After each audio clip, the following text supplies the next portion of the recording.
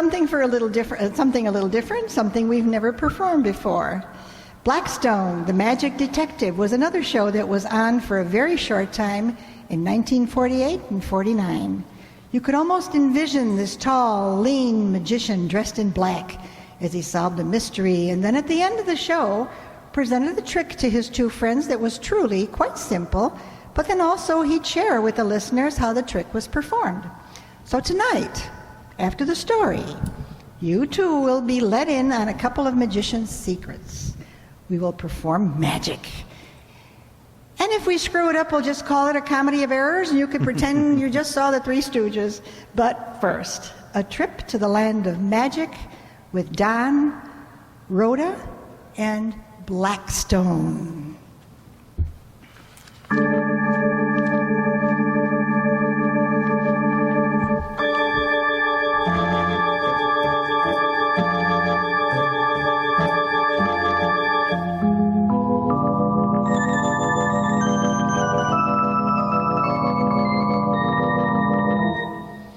The Magic Detective, starring the world's greatest magician, Blackstone. He tells you the inside story of the Midway Robberies.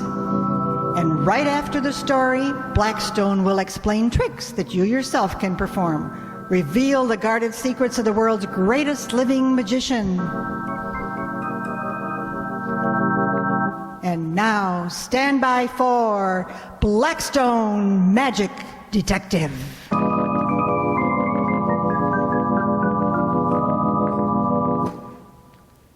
What under the sun is that thing over there in the corner, Rhoda? Shh! Don Hancock, you're speaking of the man I love. Looks like a cross between a mummy and a suit of armor. Oh, my feelings are hurt. I think he's beautiful. Well, maybe I would too if you'd get over your girlish raptures and tell me what it's supposed to be.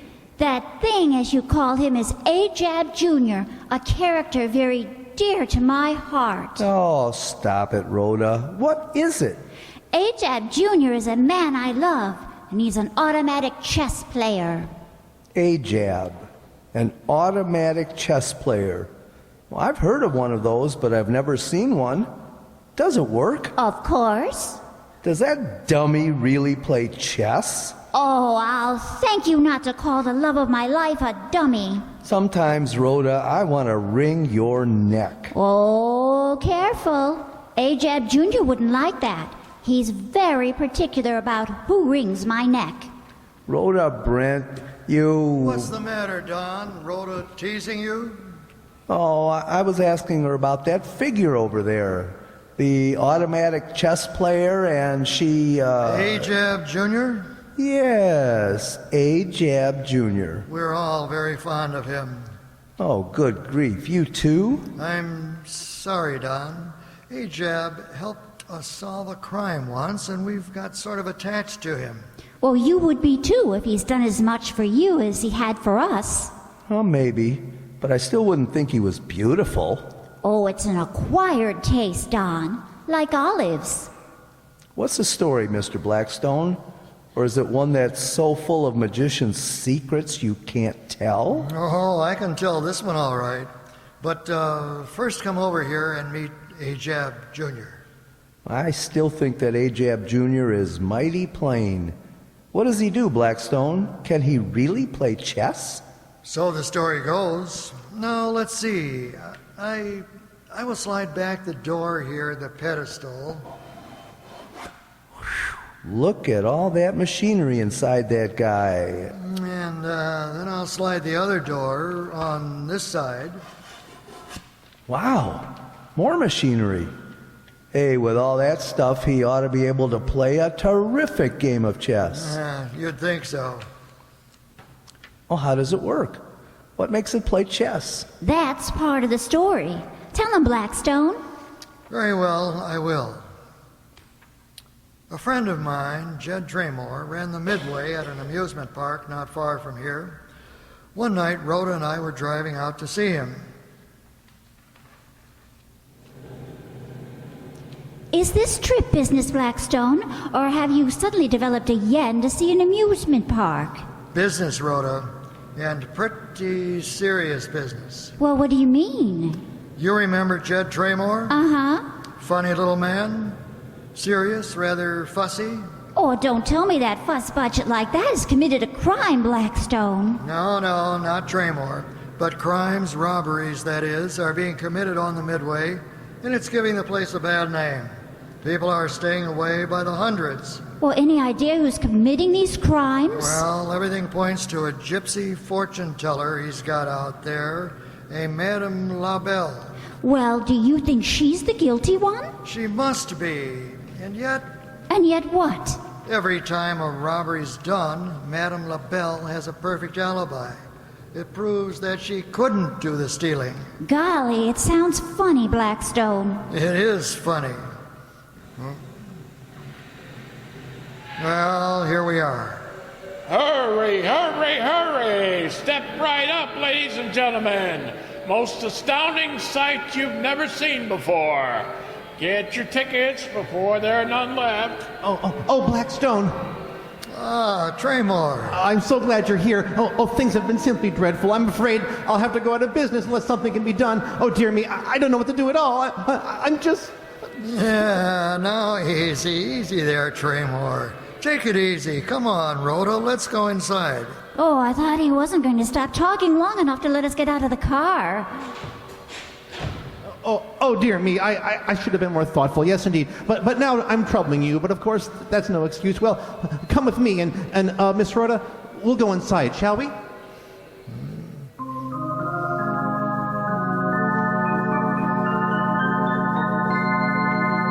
So, at last I have the honor to meet Madame LaBelle, the great fortune teller. Thank you so very much. It's privileged to meet world-famous Blackstone and the lovely lady. Thank you. Oh, how do you do? Let me read your palm, little lady. Ah, I can see great things for you. Great adventures. Love. No, thanks. Give me my hand back. Some other time, perhaps. Right now, we've got a lot Right of... now, you come to investigate the poor, unfortunate robbery. Is it not so? What can you tell us about them, Madame LaBelle? Nothing. Nothing at all. It so happens that every time one of these regrettable robberies has occurred, I have been elsewhere. Talking to Tremor, perhaps, or to one of the other people here on the Midway. Tremor tells me that each of the robberies has occurred to someone whose fortune you've just read. Is that correct? That is correct. An odd coincidence, is it not? Very. Did you foretell disaster in any of the palms you saw? Sometimes yes, sometimes no. What's that? Oh, my bracelet! My diamond bracelet's gone! It's gone! Quick, this way. The scream is coming from over near the exit. Oh, I'm standing right here, and suddenly my bracelet is gone. I beg your pardon, madam, but I may be able to help you. The police. I want the police. My diamond bracelet. Now, try to be a little calmer, madam, and tell Mr. Blackstone just what happened. Well, I was standing here, right here at this automaton, and all of a sudden, just like that, my bracelet was gone. Oh, sure it didn't slip off your wrist? Oh, dear. Another robbery. I can't stand any more of this. My nerves, oh, dear. You have no idea. You see, Mr. Blackstone, always I have an alibi. Just like this one. Too bad, is it not? It is always the custom, I believe, to suspect gypsy fortune teller. Well, looks like this time one fortune teller is in the clear, doesn't it, Blackstone? Yes, of course. You're not even listening. Are you or are you not going to try to help me retrieve my bracelet? After all, I should think you could do better than simply turn and stare at that automaton. This is an automatic chess player, isn't it, Tremor?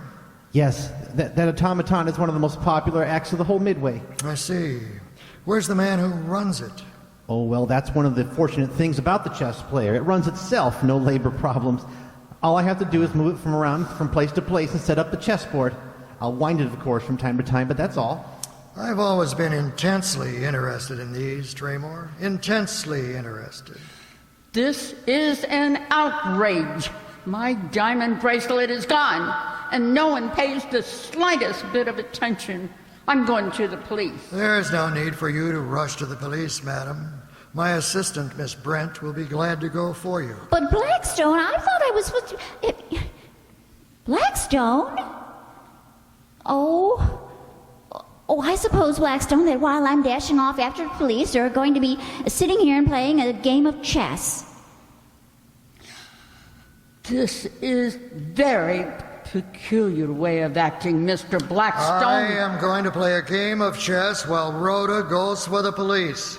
I hope you would not do that. My business, keep the police out of it. You can't play chess, Mr. Blackstone. You just can't. Oh, but I can, and I will. You know, Traymore, nothing like a game of chess to settle the nerves. Wind up your automatic chess player, Traymore. I'm ready to play.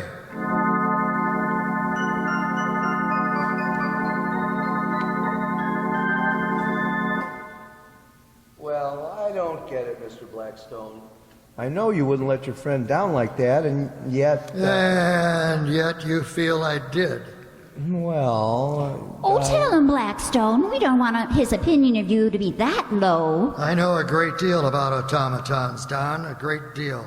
And one of the things I knew, without a shadow of a doubt, is that there's no such thing as an automatic chess player. Yes, but Ajab Jr., he's one. He's a mechanical figure, yes, but he cannot play chess.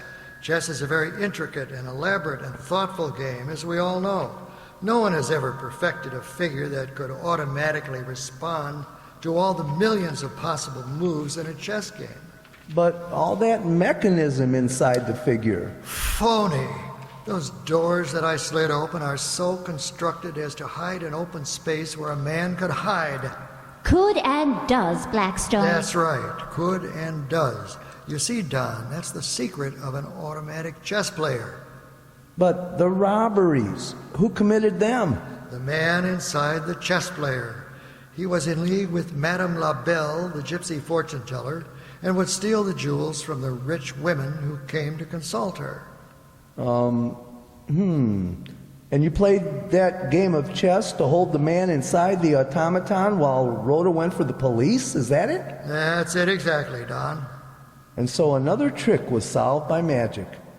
Well, what kind of a gag are you going to pull on us now, Blackstone?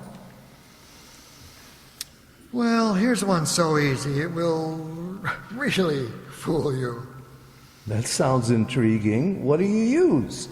These coins here in my fist. Listen. Now, what do I have here? Oh, some coins in your fist. Good. You know how many coins? No, I don't. Well, I'll tell you. I have 3 coins. Their value is exactly 35 cents. But one of them isn't a nickel. You said 3 coins worth 35 cents. That's right. But one of them isn't a nickel. That's right. Now, wait, now. A quarter and a dime. That would be 2 coins. But I have 3 here. Exactly 3. 3 dimes. No, that would only be 30 cents. And my 3 coins make 35 cents. Well, I give up. Let's see those wonderful coins. There they are. A quarter and 2 nickels.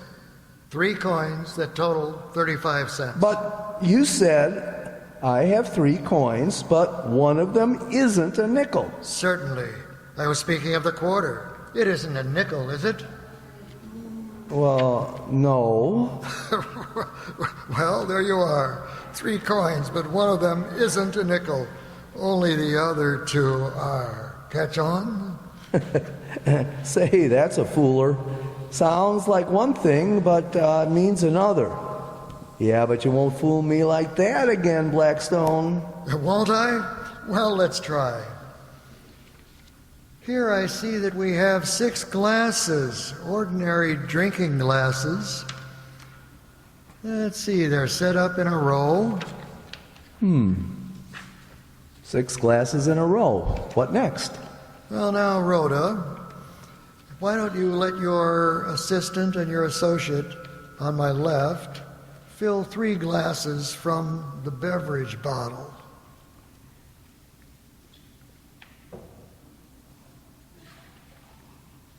Here's 1. And here's 2. And here's 3. Now, there you are, 6 glasses in a row. The 3 at the left are filled with the finest beverage. But the 3 at the right are empty. Exactly. Now, the trick is you are to rearrange those glasses so that every odd one is full and every even one empty.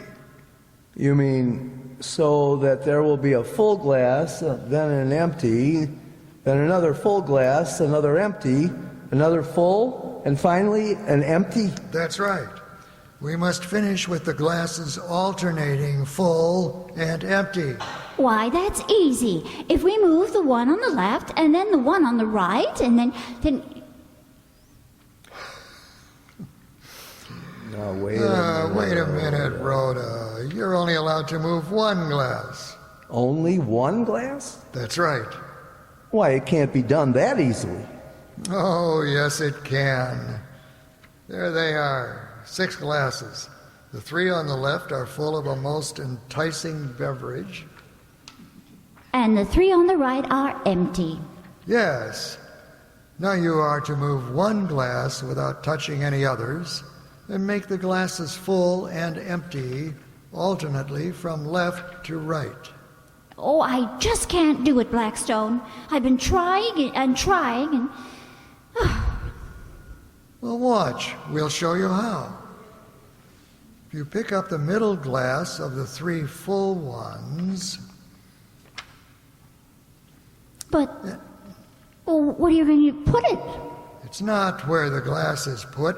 What counts is where is the beverage that it contains. Oh, you mean that you're going to drink it?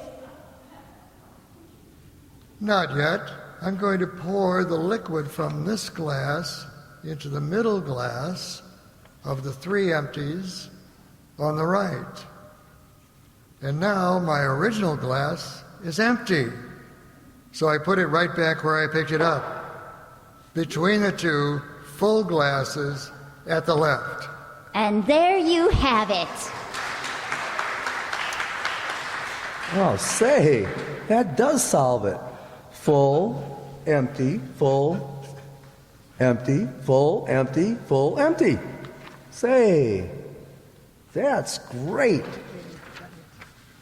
But it looks like we're going to see another trick, Rhoda. A card trick. Well, if we do, it won't be the usual sort. Blackstone isn't going to have us take part. He's taking some himself. Before we do a card trick, would anyone like to volunteer? I think we'd like to do the saw the lady in half trick.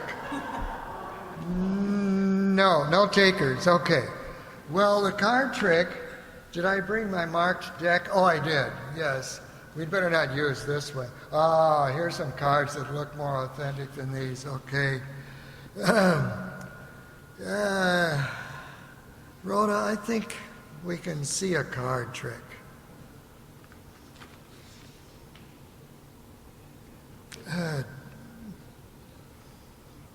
Oh, okay. So is this going to be a different kind of card trick?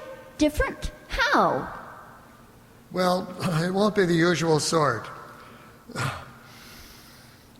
Don't let that fool you, Rhoda. Why don't you pick, in a moment we'll have you pick a card, only it'll be done a little differently. Oh, okay. Well, how? I'm going to have you pick a card mentally without telling me or anyone else what it is. And then discover the card I thought of? Absolutely. Well, this will be good if it's possible. It's very possible. Now, here are 3 cards, Rhoda. The 6 of clubs, the 8 of diamonds, and the 10 of spades. Oh, am I supposed to remember them? You're supposed to think of one and keep your mind fixed on it, but don't tell me the name of the card. Not yet. All right. I thought of one. Very well. I'll put the 3 cards in my pocket, face down. Now keep concentrating, Rhoda. I'm concentrating. Now I shall remove 2 cards from my pocket without showing the faces. I shall put the face down on the pack. Well, that leaves 1 card in your pocket. That's right. And is that the one card supposed to be mine? It should be. Just tell Don the name of your card so we can see if I'm right. Well, I thought of the 10 of spades. And if it's in your pocket, I'll scream. Okay, let's see the card you kept, Blackstone. Here it is, right from my pocket. Oh, it's the 10 of spades. Now, wait a minute, Blackstone. Can you work that trick again? I hope not. God, I hope not. Can work at any time and every time. So can you, if we tell you how. And how is that? Well, think it over, Rhoda. And if you can't guess, I'll be back to explain the trick to you. Is there anyone who would like to help us figure out how this trick was done? Any of you that like to do magic or like to gamble? Everyone gambles on something, not necessarily money. Well, here comes someone who might be able to help us with this. Oh, here's a magic person. Good, good. Now, would you like to explain the trick to us? Yeah. Okay, good.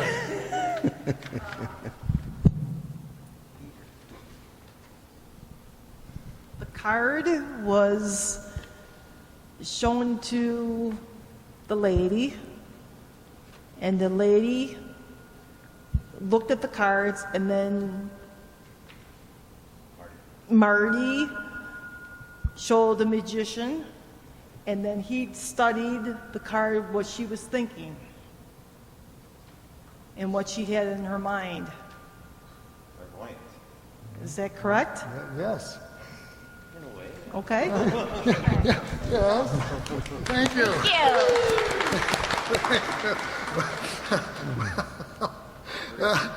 Well, and now let's have your explanation of this mental card mystery, Blackstone. All right.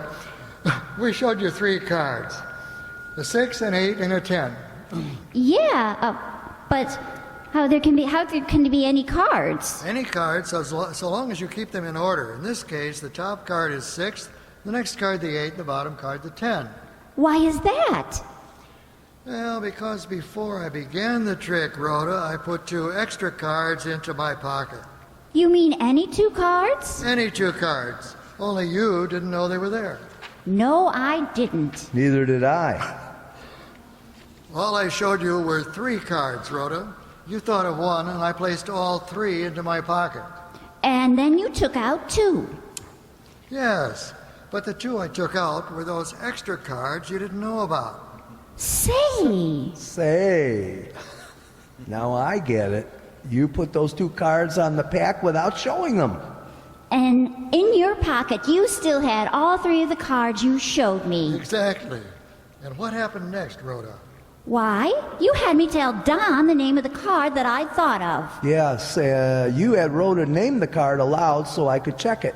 And I was checking it too, in my pocket. I had the 3 original cards, a 6, 8, and a 10. And whichever one I named, you simply brought that one out. Oh. That's right, the trick was done. Remember, Don, you asked me if I could repeat it? Yes. Of course I could repeat it with 3 other cards, because in my pocket I still had 2 other cards left over from the last time. Well, say, I'm going to work that stunt on all my friends. Only I'm going to use my handbag instead of a pocket. I'll bet our listeners are beginning to work it on their friends right now. That's a swell trick, Blackstone. I hope you like that trick, ladies and gentlemen. And until next time, this is Blackstone wishing you good magic and goodbye.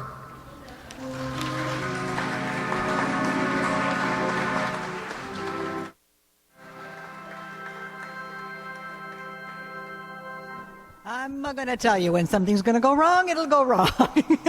Thank you for sharing this evening with us. And now that we've finished amazing you with more magic tricks than you can probably handle, we're just letting you know we'll be off to Vegas next week with still more bedazzling feats of wonder. So join us, won't you? And as they say, what goes to Vegas stays in Vegas. We'll be back.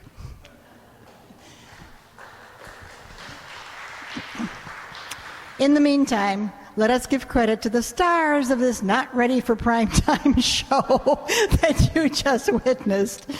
As Harry Blackstone, world's greatest magician, we have Herb Thompson, who was ably assisted by Rhoda, alias Donna Amesmeyer. His other accomplice, always learning a new trick or two, is Don. I have to tell you, this was Andre's part, so he just got up here and did it, was Jay Summerfield.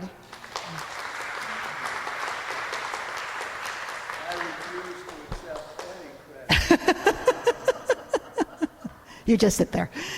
As for the carnival scene, our barker barking, oh Lord. As for the carnival scene, our barker barking away was Tom Duggan.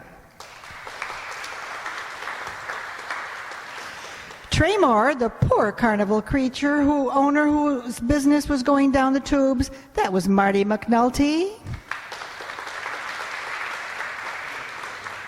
With Sue Gajinsky as the fortune teller, Madame LaBelle. And now, for the life of me, I can't imagine anyone going to a carnival with blingy diamond jewelry that might get stolen. But there she was, the rich lady, Nell Brennan. Also assisting Blackstone with all the illusions, I should have said, was our organist, soundmaster, Marty McNulty, once again. So at this point, I was going to introduce Andre, who is going to be director next month, and I assure you he will be here if I have to go get him myself. And it's going to be two mysteries. One is RUR, Robot, it's the Czech classic. And the other is, I can't for the life of me remember. Thank you. I'm so glad you people are with us. A suspense show. What is the name of the suspense show? Miss Lizzie Borden, and it's right in line with Halloween. So we'll be here on October 23rd. 3rd, October 23rd, 7:30, and we'll all be here, and I hope you will be too. Bring a friend. We thank the Riverside Township. We thank these two techs over here, John Gelsomino, who jumped in, and Lorenzo Cordoba, and we thank the township and its board for supporting this. On the table over there is our entire year schedule, and also the access to our website. If you'd like to see some of these stories, I suggest you not watch this one. So, thank you so much for coming. We'll see you next month.